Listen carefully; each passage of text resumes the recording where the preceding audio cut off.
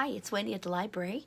I'm going to show you how I made our yarn covered letters. You can do your initial with this. I mean, once you see the process, you can do many letters. You can write your name or something great that you want to put on your wall. But I'm just going to show you how I did it so that you can get started at this. When you get your kit, you will be getting a piece of cardboard in your kit. That you will be drawing your letter on.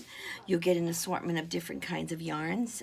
We have different ones that will be giving you little balls of different colors, 3 or 4 different ones. There might be different textures. This one's a little bit lumpy. This one's thicker. This one over here is a thin yarn, and that's okay. It's kind of fun to intermingle them.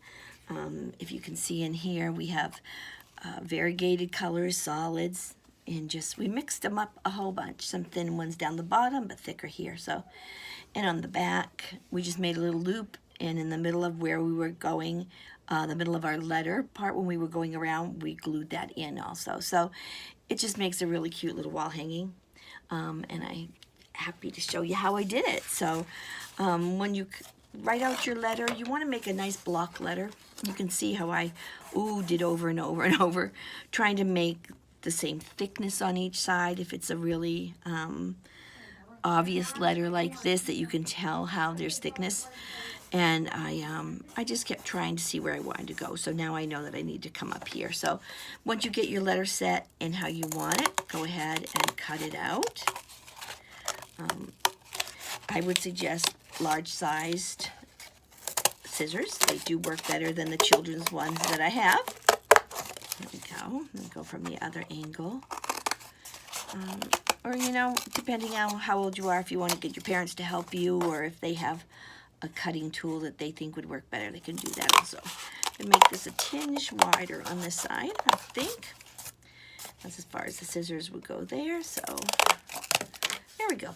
So there's my M. I don't know if you can see it better here.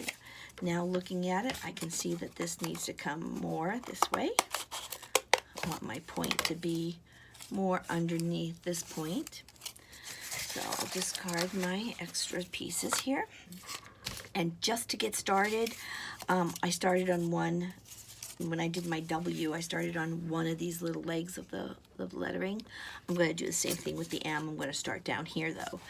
So you glue a small section at a time. So take a glue stick.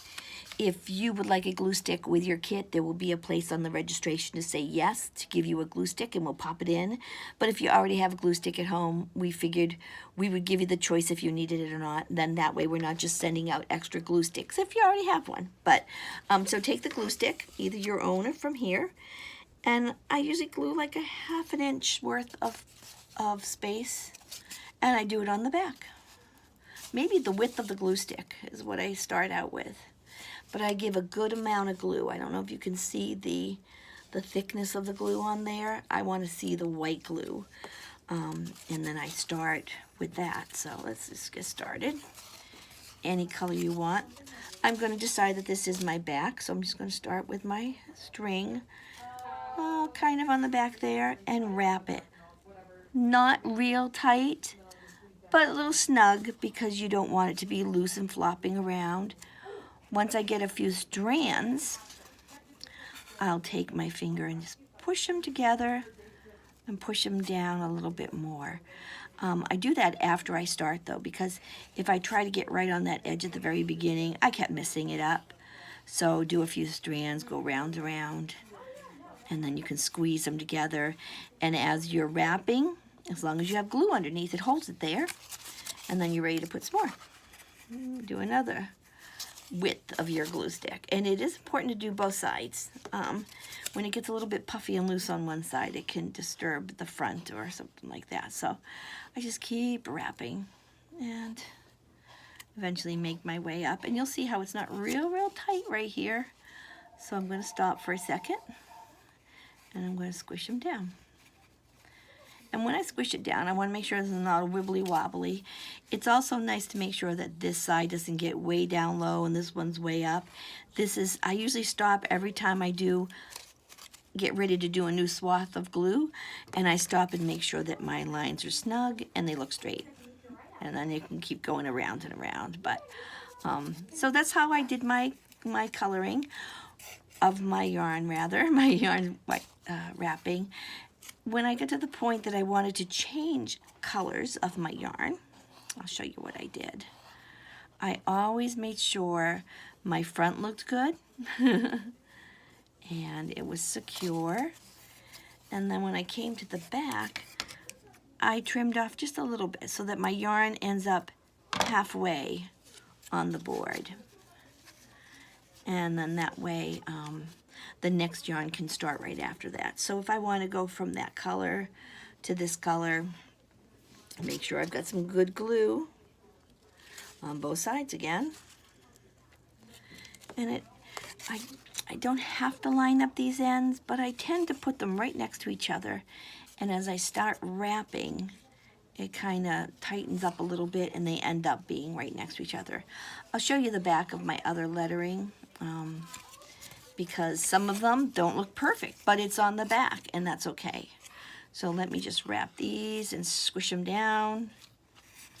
Okay, and I'm going to show you the back of my other letter. And hopefully you'll be able to see how some of the places where they connected. It's not really connected very well. And there's some cardboard showing through right there. But that's okay because this is the back and it won't show. So make sure that when you decide what your back will be, that's where you cut and start new yarn, is always on the back. And then your front won't show that at all. It'll look pretty smooth transitions. So, and that's all you gotta do. Just keep wrapping. Change up your colors if you want. Some of these yarns have variegated colors all the way through. Some are changing as you get deeper in. It turns orange and yellow, then green and blue. So you'll get a variety of yarn from us. Each kit will be different, but you know, decide if you like it. And if you have yarn at home, you could even try your yarn at home. But it's just a really nice wall hanging. And maybe you'd even have a sibling or a friend that you want to make one for. But they're pretty easy.